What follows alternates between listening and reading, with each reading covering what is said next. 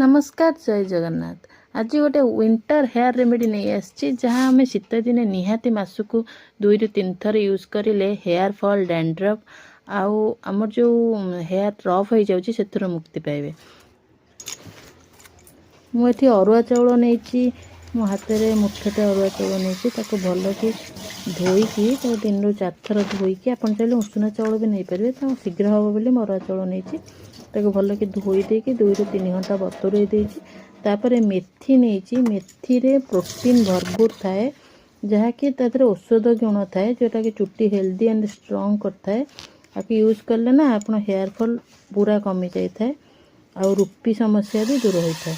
तो ताको दी जाक मुझे 2 घंटा बतुरे देती बतुरी गला गोटे जगार पानी नहीं पानी गरम है से जो चाउल को बतुरी जाइए अलरेडी चाउल को पकईदेली भात हवा जाए छाड़दे पूरा 90% भात पखापाखि हो अरुआ चाउलटा सांगे सांगे आप चाहिए उषुना चाउल भी नहीं पारे।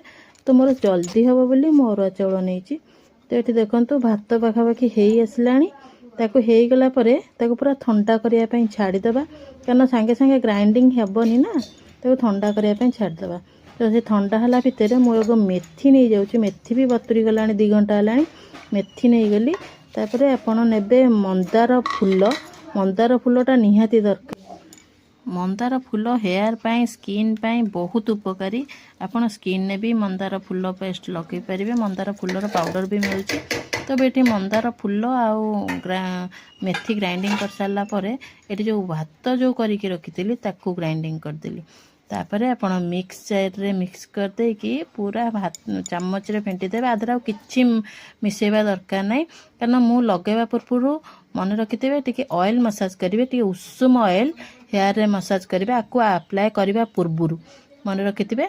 तो मु अप्लाई करने पूर्व already hair massage oil massage कर दे हेयर रे तो मुझे आपको लगेदेली तो देखंतु मुझे लगेदेली सब मोर बहुत हो गला मिनिमम 2 घंटा रखिली आप 2 ରୁ 3 घंटा रखिपारे से निहाती हेयर रे भिदिला परे माने भितर तार अब्जर्व कला परे आपण वाश करबे। मोर पूरा सुखी आसला मु वाश करदेली तापर रिव्यूटा आपण को देखैबी तार सुखिला परे मु हेयर ड्रायर यूज करेनी सुखेया पई मो नॉर्मल टेम्परेचर खरा रे टिके बसी गले मोर सुखी जाए मो हेयर ड्रायर बिल्कुल यूज करेनी मो तो हेयर ऑफ हो जाए।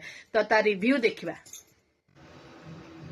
हेयर को हाथ मारला केते स्मूथ लगुच आप एमती सप्ताह को थरे निहाती करने ट्राए करंतु हेयर रो बहुत बेनिफिट पाइबे। तो रही बाय बाय।